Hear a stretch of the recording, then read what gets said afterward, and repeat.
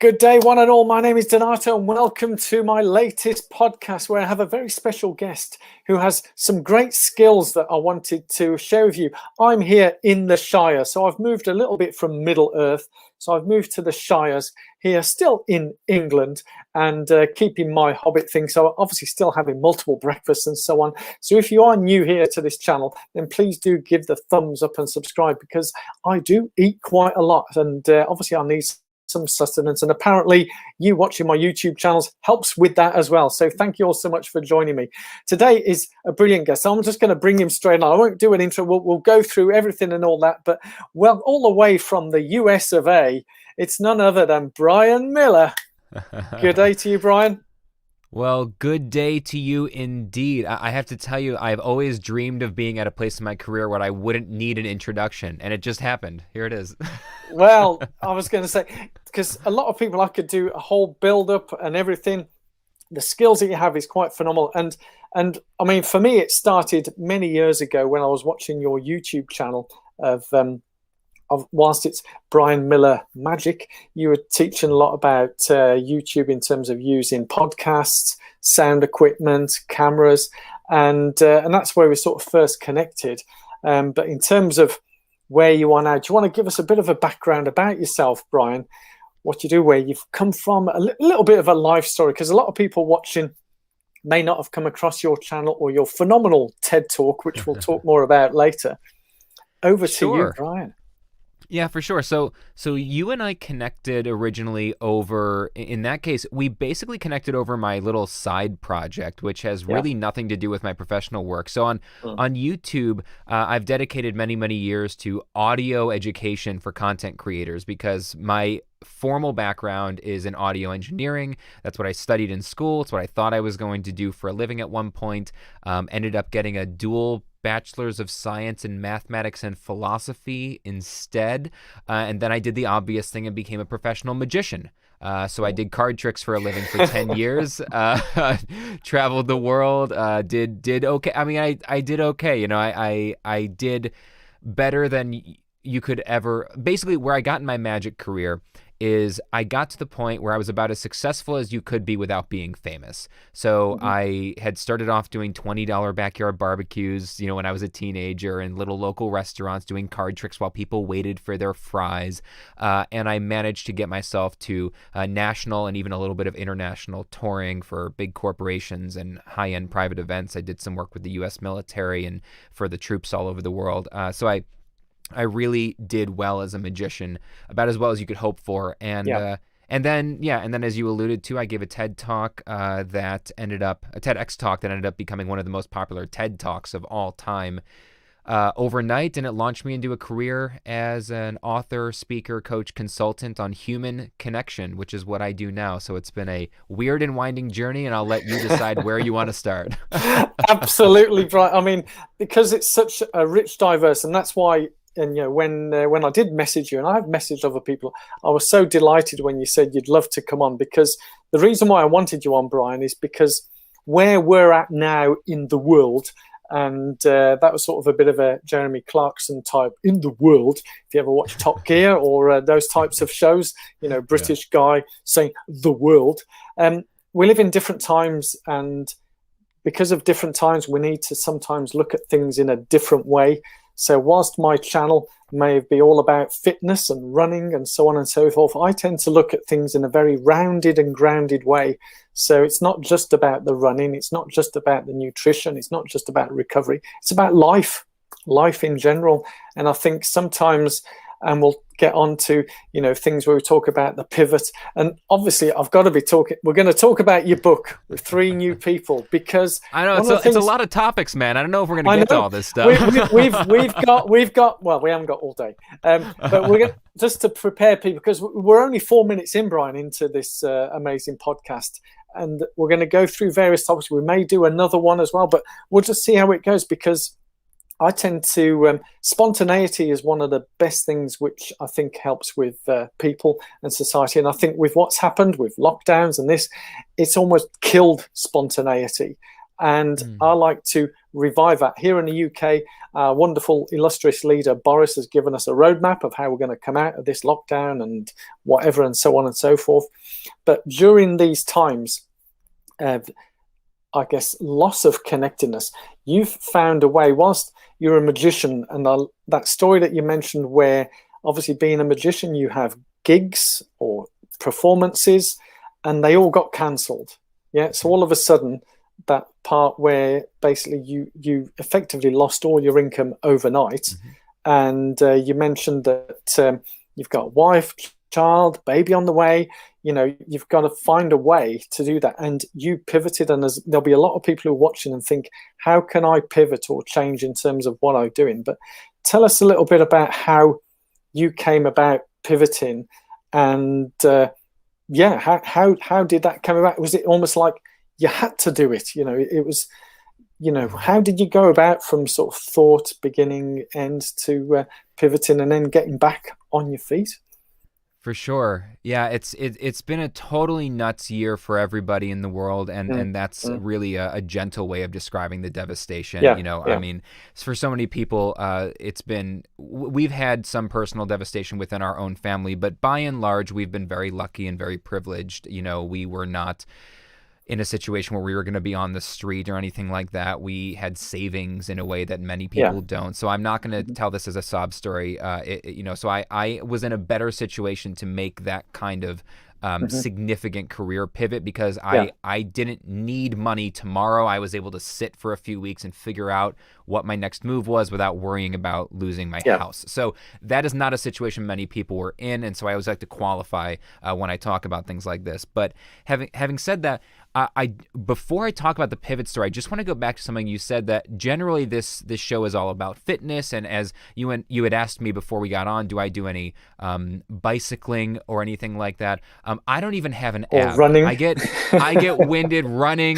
I get winded walking to pick up my baby before I picked him up. So no, I don't do anything like that. While I was a serious athlete as a kid, injuries took me out of it, and as an adult, I've done nothing. However, everything I teach and talk about in my career as a speaker and an author on human connection now is about social fitness. It's about social wellness, and so it is a fitness. And to be really honest, having a great conversation, building a meaningful connection with somebody is a sport. It's very difficult. It requires training and practice and putting in your reps and failing and getting back up.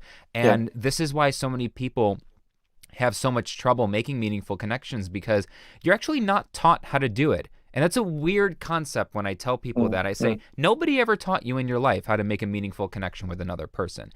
We think that simply by being humans, we know how to do it because we have family and we make friends when we're kids. But it's a real skill, and you know that by how many adults are lonely. In fact, in America and the UK almost always has very similar statistics. That's right. In America, the most recent landmark study on loneliness said that 61% of Americans feel lonely or isolated on a regular basis. And here's the kicker. That number, that study, that was February of 2020. That was before the pandemic. That was 61% of Americans said they feel lonely or isolated on a regular basis. And the reason is we're not taught how to make genuine, meaningful connections. And then when the pandemic slammed into us and we got stuck, what happened is we lost the incidental or accidental connections, because even if you're bad at connecting with people, you still bump into people at the coffee shop. Right. Someone says hello. You get a little bit just by being in the world. But here, virtually, you have to actively go seek connection. And that's where the mental health issues have all come from. It's not that we're virtual. It's that now that we're virtual, we don't have the skills to deliberately, actively make connections with people. So I just wanted to double back on that for a second. Sure. That is that, and that leads into the pivot, which is, for me, while I still do a little bit of magic professionally, 90% of my work now is as a speaker and an author and all these things. And so my pivot was, well, what have I always talked about? I talk about human connection. I talk about perspective. I talk about understanding. And normally I fly all over the world and give these big fancy keynote speeches, and they're fun, and I do some magic in them, and it's great. Or I do workshops for corporations. But when the pandemic canceled a year and a half's worth of event, I mean, I had to unplug my computer, right? The emails coming in with cancellation. And, you know, I was in a cold sweat for 2 days last March, you know, going, how am I going to support my family? What am I going to be packing boxes for Amazon? Like, not that there's anything wrong with that, but like, I'm not qualified for anything. I've been self-employed for 16 years. And so in that moment, I realized that my topic of human connection, what I speak about and live and write about, is going to become, I realized in March of last year, it's going to be more important than it's ever been, because when we come into this isolation, remote work world, people are going to need how to do this and how to do it virtually. And so that was my pivot, as I immediately built virtual workshops and speaking engagements and consulting and coaching practices and programs for teaching teams, organizations, schools, students. I do a lot of work with college and grad students, young professionals, on how to continue working effectively and efficiently in remote environments, how to do networking in a virtual world, how to interview in a virtual space. So that was my pivot, was really just how to magically connect with anyone virtually. Wow. And did that happen overnight? Once you decided that, Brian, did it literally just happen overnight and things started ebbing and flowing, shall we say?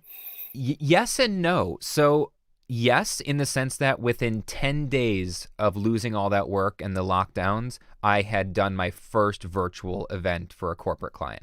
So yes, in the sense of I made that pivot immediately. And the secret to that, because everybody asked me how, I was very visibly one of the first people in kind of my world, my orbit, that made that pivot, while most people were just still, they were like, oh, they said it's going to be 3 weeks and then everything will be back to normal. I wasn't convinced. Now I'm not prescient. I'm not a psychic. I didn't have different science than anybody else, but it just felt wrong.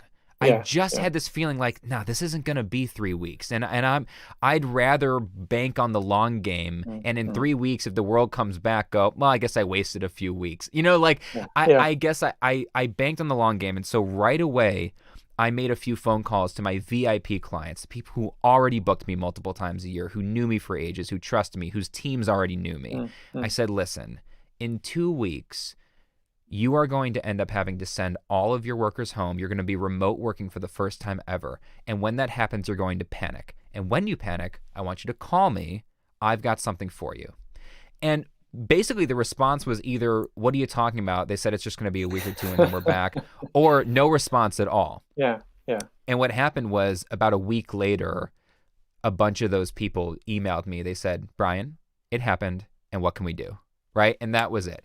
And I said, you know, let's just do something next week. We're going to put it together. I'm not going to pretend like I've done this a million times. I haven't. You know I haven't. We are all doing this for the first time, but I promise you it'll be good.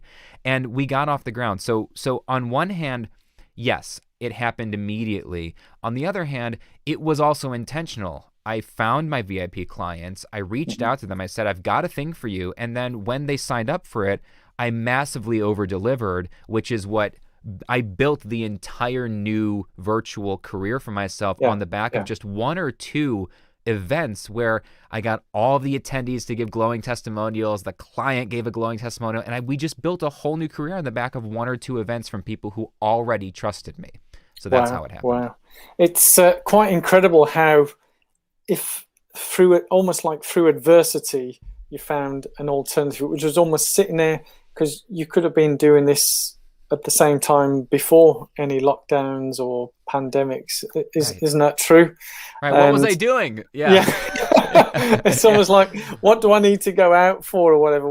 It's quite amazing, Brian. But I hear it so many times where, you know, I think I mentioned, and we'll talk about how people can connect with you. But when we connected on the Clubhouse, that wonderful new social media app, we say, without getting too spiritual, sometimes things happen for a reason or whatever.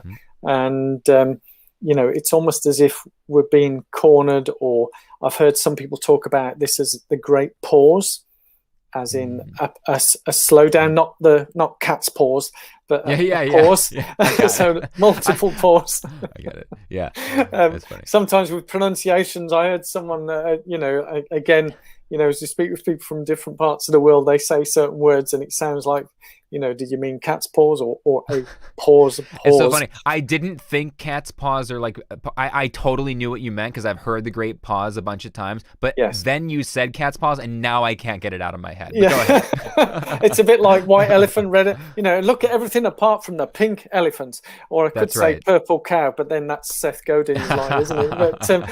But yeah, there's so much. You mentioned about your TED Talk, how to magically connect with people, and your book, I say, available on Amazon, and I'll leave it in the descriptions where you guys can get that. So quick little plug. But I almost had to get this because as soon as I saw it, and I know that one of my top authors is Malcolm Gladwell, and he talks about talking to strangers. Again, spontaneity and so on.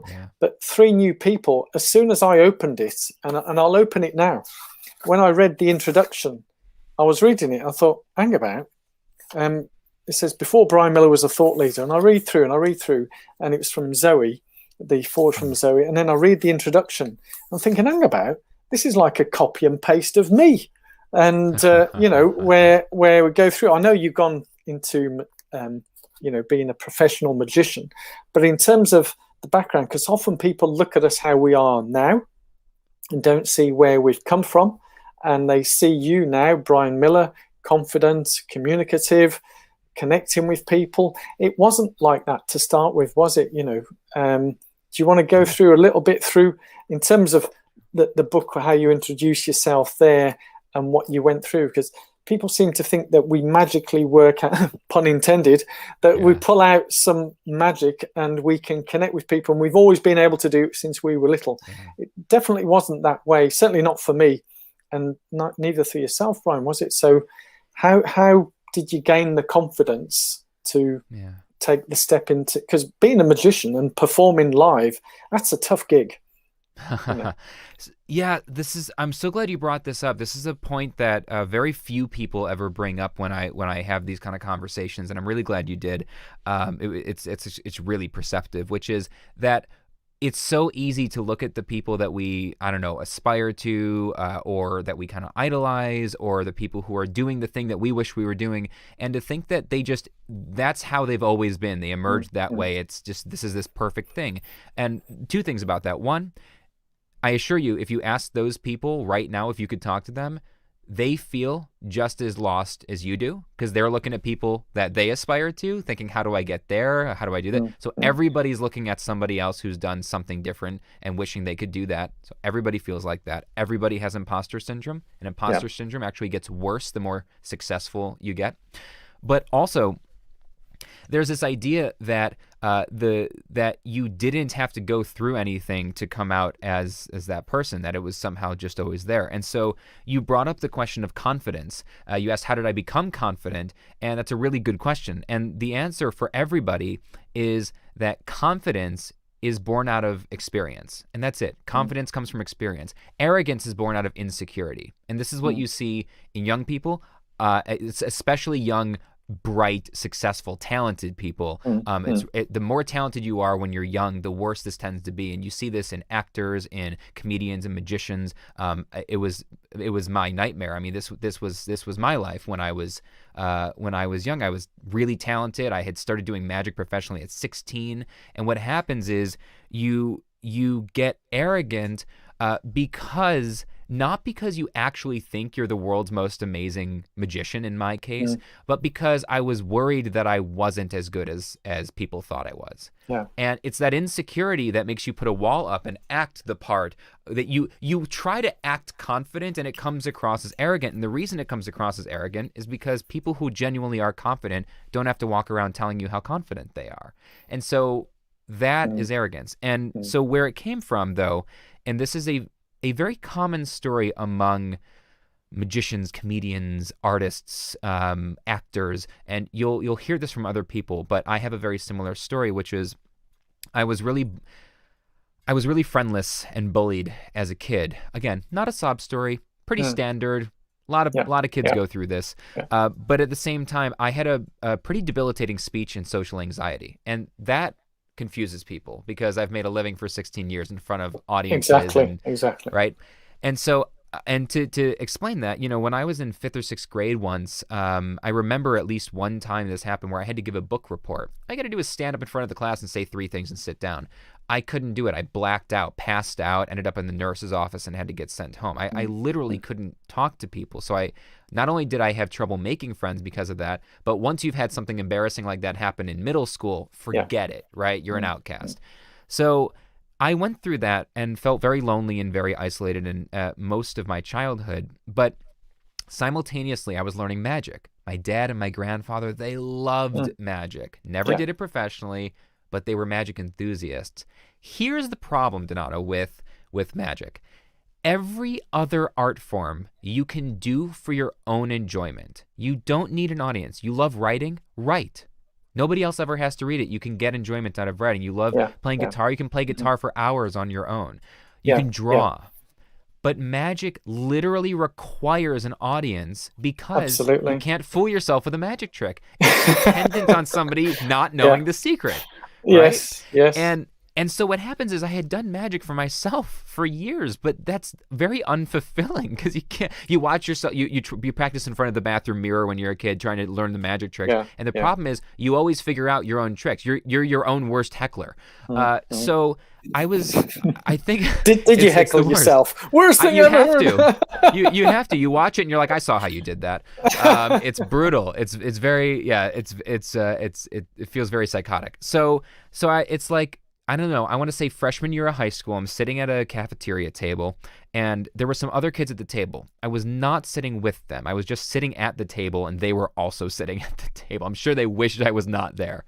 But I, for some reason, was so excited about this card trick I had been working on lately, and I'll never know why or how this happened. I just remember all of a sudden saying, do you guys want to see a card trick? It just came out. I have no idea. And they kind of looked at me like, okay. Like, they don't even know who I was. Like, who's this kid? So I showed them card trick. My hands were shaking. I practically dropped the cards in the middle of the trick. But I got through it, and their jaws hit the floor, and they started freaking out. And all of a sudden, in one moment, I was the magic kid in school. Hey, come over, watch this guy. Hey, you gotta see this guy do. And in between classes and at every lunchroom and before school and after school, the popular kids, the hot girls, everybody wanted to see magic.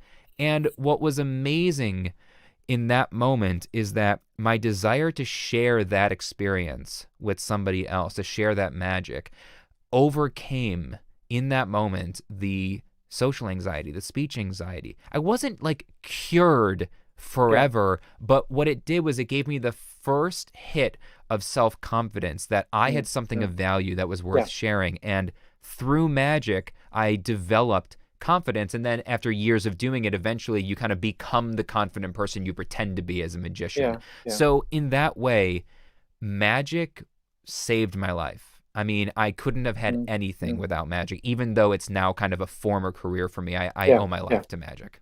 Absolutely. In the words of Queen, it's a kind of magic, as they say.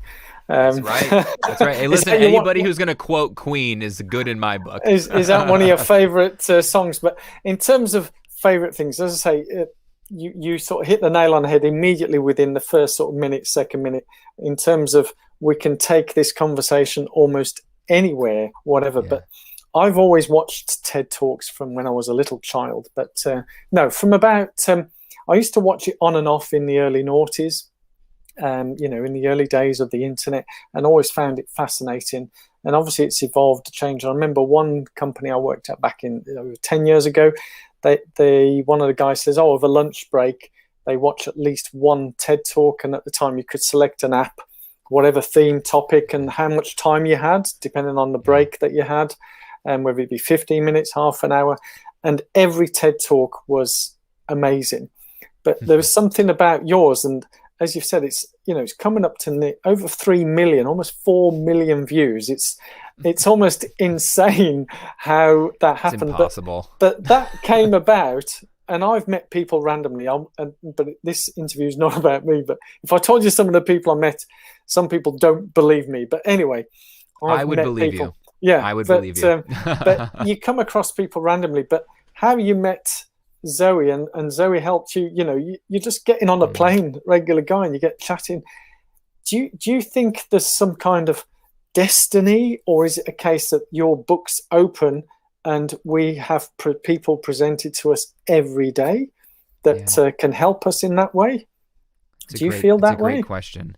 Yeah, I do. Well, I don't believe in destiny. And maybe it just depends on how you're defining destiny. So what's interesting is I've spent the last few years working on the follow-up to Three New People, and it's a book about the role of luck in success. And the book is called Lucky on Purpose, and I'm very, very excited about it. Because it's directly a follow-up to what you're asking about right now, because that's what people have been so curious about. Because I have all these stories, and Zoe, so most of the people listening, watching this will have not read the book. Zoe, my friend Zoe Chance, she is a doctorate. She is a professor at Yale's School of Management. She teaches one of the most popular electives in the history of the School of Management, which is all about influence and persuasion. She's an influence and persuasion expert. And I met her randomly sitting on a plane at a morning where I was in a miserable mood. And the only reason we got to talking is because I was wearing a fedora, which I always used to wear as a magician, and she said, "I like your hat." And it just started a conversation and brightened my morning, and eventually, years later, we had stayed in touch and become kind of, colleagues of sorts. And she ended up helping me write the TEDx talk when I didn't know how to write a TEDx talk, and she helped me write it. It was monumental there. And then, of course, it went off and changed my life forever. And so I owe a huge amount of my success now to a chance encounter with a lady on a plane because she said, "I like your hat." And so the question about destiny, though, is no, I don't believe in destiny. What I believe is that one of the best and most guaranteed ways to be lucky on purpose is to be open, be present, and be willing to take any conversation wherever it goes. The tagline of my podcast, which was built all around this idea, the podcast is called Beyond Networking. The tagline is, every interaction is meaningful, every person you meet is important. And believe it or not, I got the idea for that tagline because I'm a Whovian. I'm a Doctor Who. I'm a huge lifelong Doctor Who fan. Yes. Right. And at one end, and I can say that to you because you know what I'm talking about. Absolutely. And there was one, I think in the Matt Smith era of Doctor Who, when I think it was Matt Smith's doctor that said, I think it was Donna at the time who said to him something like, "Why are you paying any attention to me? I'm not, I'm not important," or something. And he said, "In 700 years, I've never met anybody who wasn't important." And that just, I've never forgotten that. It was I got goosebumps as I just said that. Like, that's such a powerful concept. And so for me, that's what the book is about. That's what my podcast is about. That's what all the work I do is about, is recognizing that every single person you meet is an opportunity to change your life or theirs for the better. And why don't we take advantage of those opportunities? You have no idea the ripple effect that you have. Not that you can have, but that you do have. Every interaction you have has a ripple effect. So why not make it the best possible ripple you can make it? So that's what absolutely. Amazing. You mentioned Doctor Who, and I think when I can't remember which actor, but I used to watch that as a child back in the 70s, and we always used to laugh at the stage set, and it was very cheap and tacky what the BBC had. But when it rebooted with this is going back probably 15 years, 10 years, 15 years, that reboots, and then they were going through various actors, it sort of brought it to another level. But I totally agree with you, Brian, is that everybody is important. And I think, if anything, we've learned during this pandemic as well, is that, everybody is important. It's almost a given, really.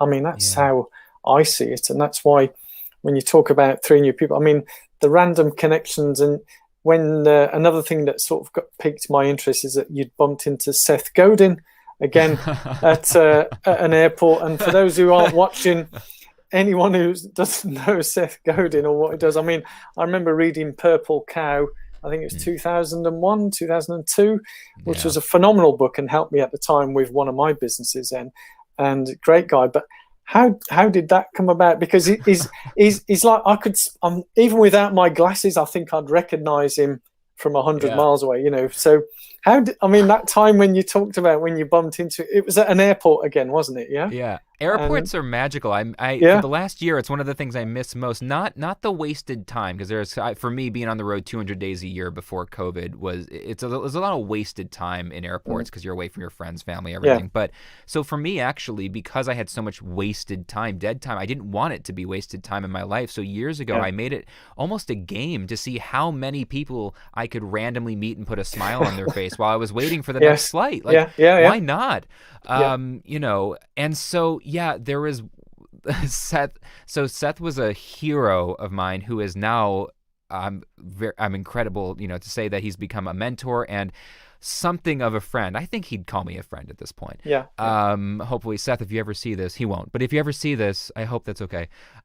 He's been very, very gracious. He went on Who knows? to Blur. Who knows? You know, I'll email this to Seth and see. You know, have a look at this. He's so wonderful, and he's wonderful with everybody. It's not just me. I'm not special. Like, he's really gracious he's one of the very few celebrities in that kind of world that is really gracious with basically everybody. But he did go on to blurb my book on the back cover and listed on his top books of 2019. And I mean, he's been very good to me.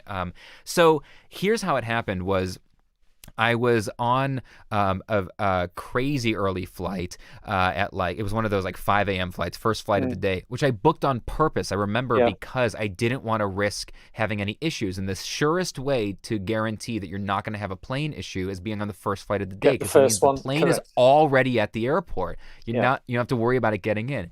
And yet we ended up having an hour or 90-minute delay because something was broken on the plane. The steering wheel they forgot to put on or something, right? So there's a 90-minute delay, and I was pissed because I had gotten up at the crack of freaking dawn on no sleep to get the first flight, so nothing could happen. So I was in a bad mood, was tired.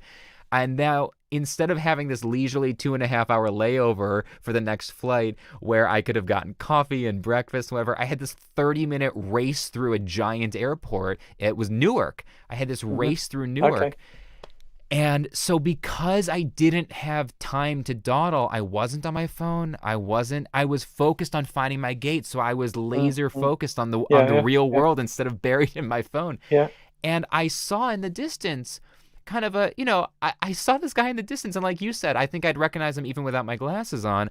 I swear to God, and I told Seth this, so he won't be offended. I said, in the distance, I said, that short bald guy kind of looks like Seth Godin. That's what my sleep-deprived brain thought. God, and you nearly went up to him and said, you look like Seth Godin. I said, I am. And as he got closer, he was about 15 feet, and he's walking towards me. We're about to cross each other, and my brain is like, that is absolutely Seth Godin. But I had no social graces because I was so tired. I literally went, Seth! He doesn't know me from anyone. High five! I just blurted out his name, and this moment was a life-changing moment for me, honestly, pivotal. So I yelled out Seth. He doesn't know me from anyone, at least not on sight. So he immediately searched, found the source of the yell, which was me. He stopped what he was doing, put a big smile on his face, did a beeline for me with his hand out, and he said, "What can I do for you, sir?" as he shook my hand. Now, the reason I'm calling timeout on that moment is it changed my life forever, because how many times have I been too busy to have a conversation with somebody? I've been rushing here. I can't find time to email somebody back who asked me for some help. And yet here's a guy worth, I don't know, $40 million, one of the most, who had all these unbelievable businesses in the 90s, who invented email marketing, who's written 20 New York Times bestselling books, who's clearly got somewhere to go also. He's in an airport. Nobody's got free time in an airport. And yet he had a moment to be present and generous with somebody he had no idea who I was. And if he can do it, I can do it. So it totally changed everything about my perspective. And then in that moment, we had a 45-second conversation. I said, hey, I jogged his memory from some email exchanges we had, and he recognized once I jogged his memory that we had some email exchanges, at least vaguely. He remembered those emails. He said, "So great to meet you." But I said, I just thank you so much for all your work. It changed my life. Your book Linchpin means everything to me. Oh, he said, "Thanks so much." And he left and he went on his way. And that could have been the end of it. But because I care about relationships and I care about connections, and there's so much power in the follow-up, like 10 hours later, I sent him an email when I was at my destination in the hotel, whatever. And I said, hey, thanks so much for being so gracious this morning, taking a minute to talk with me. It meant the world to me. Hope you and your wife had a great trip and everything's going well. That's like all I sent. And he messaged me, he emailed me back about an hour later. And he said, you know, he just thanked me for the message. And he said, by the way, I remember you said you have a book coming out soon. Feel free to send it over. I'd love to take a look at it. Wow. And 2 days later, he gave me a blurb, an endorsement for the back cover. And I wasn't looking for an endorsement. I was never going to ask him for an endorsement for the book. Yeah. I just reached out and I just said, it was so great to meet you. Thank you for that. And I hope you guys had a great trip. Wow. And it's amazing what the universe will do for you when you're open, when you're present. And I just think about the fact that if I hadn't had that late plane that morning, I would have had all this free time and I probably would have been buried in my phone. And I would have walked right past Seth Godin and my entire life would be different right now. Yeah. Wow. That almost reminds me how I've often had, you get up for the red-eye flight and you get delays. Similar to yourself, Brian, I say we're in parallel universe, and obviously mentioning Doctor Who sort of brings it together, really. So we may be separated by one TARDIS, but some of the people may not know these names. But from delayed flights, where one I was in Southampton in UK, and then I ended up bumping into a guy I've not seen in 10 years, and he recognised me straight away. I hadn't seen him. We had a quick catch up. A celebrity gardener called Alan Titchmarsh, who you won't know who he is, but I took a picture with him and then a selfie with him, showed it to my dad because my dad's a big gardener. Didn't believe that I'd saw him. He thought I'd photoshopped the picture. No, I says Alan Titchmarsh was there. He's a human. He flies as well. There are celebrity gardeners? Oh, yes. Here in the UK. It's a whole new world. Brian, here in the UK, this is like Celebrity Central. You don't need a career. All you need to be is popular. So yeah, we can do a whole podcast about this. But in fact, I might need to speak to Seth about that. Say how to become talented without any skills. And then when I was in Rome, I Boston, flying back from Boston, and I'm washing my hands as you do in the toilet, and right next to me was the British Home Secretary. And so I, of course, wow. I felt like turning to him and correct all the politics or whatever.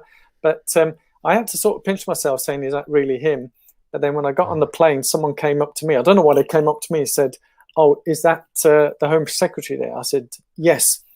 And they said, why is there no security with him? I said, I might be the security.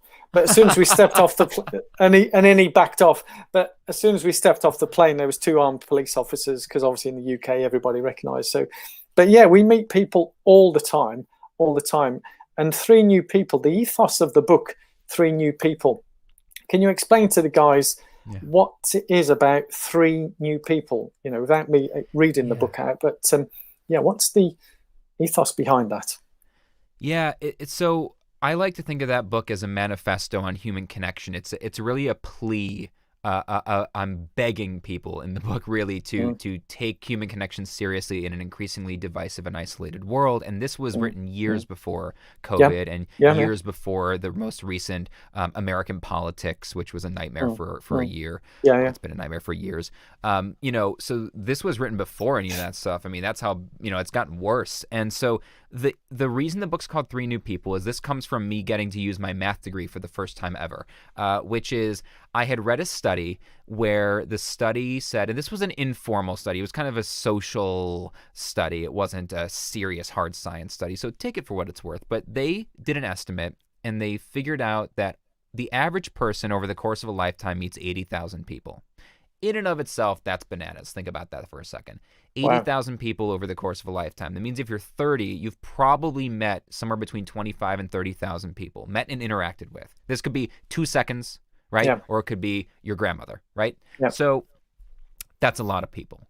But I saw that, and because I got a math degree that I've never used, I thought, well, this is my opportunity. And so what I did is I worked it backwards. I found the average age that people live to these days, and I divided the 80,000 by that. And then if you go divide that by 365, you can figure out if you meet 80,000 people over a lifetime and your average life is 73 years, then what it works down to is 3 people every day. Wow. And so what that means is over the course of a lifetime, you meet an average of 3 new people every single day. And when I first tell people that, they immediately don't believe me. I could see it in all my speaking engagements I used to do, right? The keynotes and everything. You say that and people just go, that's too high. It's your instinct. That's too, no, there's no way. But when you think about a pre-COVID world for a second, and you go, well, you're leaving your apartment and you bump into somebody on the street and you have a conversation for half a second, and then you go to the coffee shop and you talk to the barista that you've never met before. And then on the elevator up to your work, you meet that's 3. It's not even 9 a.m. That's right. It's unbelievable how many people you meet and interact with and some days you meet 10 and some days you meet none because you stay at home watching Netflix in sweatpants all day. And I'm going to say even the pandemic probably did not change that average over the course of a lifetime. The fact that we've been inside, not to mention the fact that virtual interactions are real interactions if you treat them like that.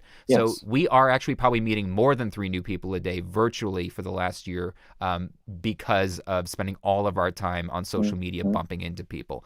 So the ethos of the book is now that you know that, it's not a suggestion, it's merely a fact. On average, over the course of a lifetime, you meet 3 new people every day. The question is, what are you going to do with that? Are you going to make the most of those 3 opportunities every day? Because each of those people you meet isn't just a person, they're an opportunity to change, like I said earlier, their world or your world or the world for the better. And as you've shared in your stories, as I've shared in some of my stories today, a single person, the ripple effect is unbelievable through time and space. What happens. And so that's the ethos of the book. And the philosophy, what I call the 3 new people philosophy, is merely that. The whole book could be boiled down to every single person you meet and interact with, I need you to be able to say to them, without saying these words, to be able to say to them, I hear you, I see you, and I'm here for you.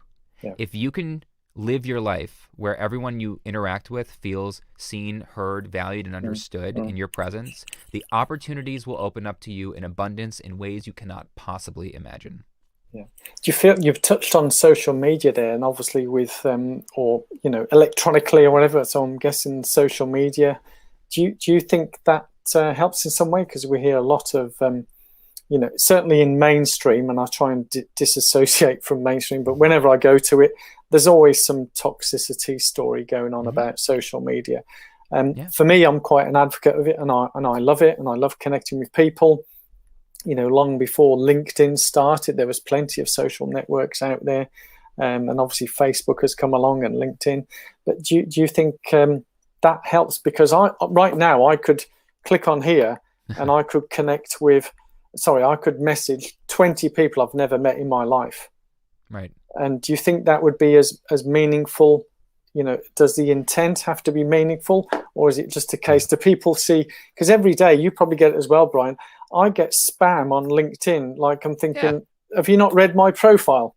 Do you not know, like, hey, we can help you with this, that, and the other. Do you not know that's what I do? Do you want to collaborate? Oh, how does that work? It's how go on. The way I think about that is it's really no different than the real world. The people who are spam, the only difference is you can spam at scale on the internet, right? You can be spammed in person too. We've all had people knock at our door to try to sell us something we don't need. We've all fielded phone calls from telemarketers. We've all been handed a flyer. In the words of Mitch, the R.I.P., the legendary Mitch Hedberg, comedian, he said, when someone hands me a flyer, it's like they're saying, here, you throw this away. I mean, I think spam on the internet is no different than that. It's not a person trying to connect. They're just trying to sell you something. And you can ignore that just like you ignore those people in the real world. But the social media is just a tool. It's just another medium. And what is important to remember is the medium is the message. Right? The medium is the message. And so this is really important. So if you're going to try to connect with somebody face to face in a coffee shop, you're going to do it differently than if you're going to try to connect with somebody on social media or on LinkedIn or on Clubhouse or on the phone or on a video call. The different mediums dictate there is a different way of connecting with somebody, but human connection is fundamental. It's the same. And I define it in the book. And this because I got that philosophy degree, I care about being very clear about definitions. And the way I define human connection is Human connection is the mutually beneficial exchange of emotional data. The mutually beneficial exchange of emotional data. Mm-hmm. And when you realize what human connection really is, because that's what it is, when you realize that, you realize it doesn't matter if you're meeting them in person or on social media or in a text or on a phone call or in a video chat. Yeah. Those are just different mediums. The magic of human connection is the same. It's a mutually beneficial exchange of emotional data. So can you connect with somebody, sending them a message on LinkedIn? Of course you can, as long as it's mutually beneficial and you're exchanging emotional information. Stuff about your wants, needs, desires, beliefs, cares, values, right? Not, do you need to buy this new thing? Yeah. Not, how do I get to the local laundromat? That's not emotional data. That's transactional data. I was just about to say transactional. Yeah. So yeah, we're on the same lines there. It's absolutely brilliant to speak. We could talk for hours, months, years probably, Brian. And it's fantastic that you've got another book coming out. And all I can say, it's been an absolute pleasure speaking with you, Brian. I know that you mentioned lucky on purpose. And I've got on my whiteboard over there that progress makes us happy. And clearly, if we keep progressing, we will continue to be happy. And I think that helps with people's mental well-being and physical well-being. And about being open and being present. You are certainly one of the most open guys I've met, and certainly ever present. As you're saying, I look forward to chatting with you on the Pivot Hour on Clubhouse. And I'll leave links to all your socials, how people can find you, and also a link to the book. But I'm certainly down for when your new book comes out, and I'll definitely put me down, because I think when you do something on purpose, with a purpose, the luck just happens. So people often say that we're lucky. In fact, one of the days, I'll have to dig it out on my calendar here, there's all sorts of quotes, and I think there was one about luck. It says, that we achieve success through luck. Ask any unlucky person. So they say it's not luck; it's we make the luck. And I think your title says it all: lucky on purpose. If we do something with a purpose, on purpose, then the world is our oyster. Really, is it not, Brian? It really is, and I'm really excited. I think I'm at least a year and a half away from that book, because I had to take a small detour with the pandemic, with the Pivot Project. So I actually, there's going to be a short in-between book coming out later this year called Year of the Pivot, which is all about the Pivot Project. And that's going to be a shorter book that's more of a blueprint on how to make a monumental pivot in your life, drawing from these dozens of stories of people I've talked to on the podcast this year who made those pivots in 2020. So I've got this little in-betweener book that I think is really relevant now, and then I'll get back to the luck book. But yeah, all kinds of good things. And join us on Clubhouse. I love me some Clubhouse. I wish I had more time to do Clubhouse, but you have to prioritize. I could be on there all day, which is why I'm not on there all day, because I'm worried if I start spending too much time, I'll spend all my time on there. It's funny you say that, Brian. When I was sent the invite, the first thing my friend said is, don't get stuck in the rabbit hole. I'm still trying to work it out, so like trying to find where your room was and how to connect it. It's not designed to. It's weird. It's almost designed to be used on accident and not intentionally. Yes, and I'm not sure why. It doesn't feel like the thing where you're supposed to go, okay, I'm going to make sure I get a reminder for this room I want to be in 3 days from now at 2:00 or whatever. It doesn't seem to be easy to do that. It wants you to just scroll the rooms like you're walking through a cocktail hour and randomly walk into a conversation, which is great if you've got lots of free time to sit on the app. I think almost that randomness is there. I mean, similar to yourself, I feel like if I'm going to go for a run this afternoon, I'll just open up a room and anyone who wants to connect, great. But sometimes I think it could be a bit like, and I mentioned this on the Clubhouse, is it could be like an Edinburgh Fringe Festival event, where I've been to events where more of us are on stage than there's people in the audience. And it's a bit like having a live podcast and there's no audience there. But I think it's really good for that, though. I like Clubhouse for that. Some of the rooms where there's like 4 or 5 people on stage and 400 people in the audience, I feel like we don't need a new app for that. We have workshops and Zoom calls and webinars. We have webinars already. I like the rooms where there's only 10 people and half of them are on stage, and that means that it feels like you're sitting at a cocktail party or something. You're in a room around a bunch of couches, and we're all just kind of chatting. I do like that. Although it's hard to tell when it's your turn to talk because it is all audio and you can't see the visual cue of somebody finishing or somebody about to start. It's or the what I might call pregnant pauses if people are very polite and waiting for someone to stop. Yes, exactly. Very good. I did like that cue. Whereas obviously being brought up in an Italian family where there's like 20 people in one room and there's 30 conversations going on, try and work that one out, is you just have to shout the loudest or whatever. But more and more connections, Donato. My whole family is, half of my family is 100% Italian from Long Island. So I got half my family is Long Island Italian. And man, what you just described, when the first time my wife at that point was my girlfriend, when she met my family on Long Island, she's from an Irish family, Irish Catholic. It's very, a lot quieter. There's not a lot of commotion. I said, I said, brace yourself. And when my family, it was like a family Thanksgiving and all of us, and I'm like, you can only speak if you can shout louder than everybody else, or you don't get to talk. And it's the cacophony at an Italian dinner of just people desperately trying to yell over each other. And she would walk away like PTSD, like shaken up like from a war. And I'm just like, that was fun. What do you want to do now? And she's like, I need a nap for 4 days. Or if they can't shout loud enough, they start gesticulating at you. Hey, to get the attention. Mamma mia. But Brian, it's been an absolute joy speaking with you, and I'm sure we're going to be connecting and chatting beyond this as well, because as I say, it's been, it warms my heart speaking to guys like you and seeing what you do and how you've pivoted. And I know you're making something of that as well, which is fantastic.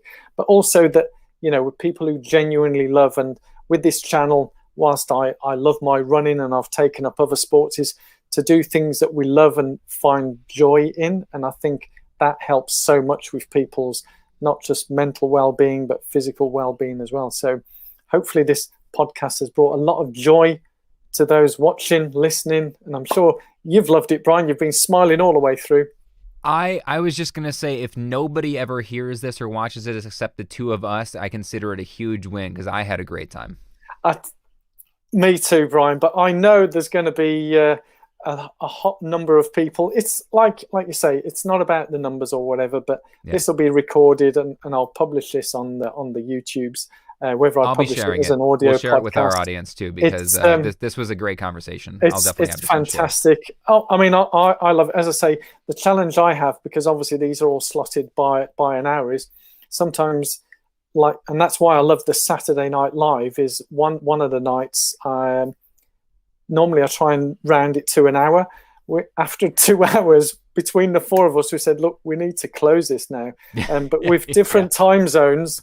There was people in Australia, people in Chicago, those of us in England, and we thought, I appreciate it's like daytime where some of you are, but there's people here where they need to get up tomorrow morning. So thank you and good night. But on that note, Brian, it's been a joy. Thank you so much. And thank you to everybody watching. And we'll see you all very soon. So stay tuned. See you soon. Take care, guys.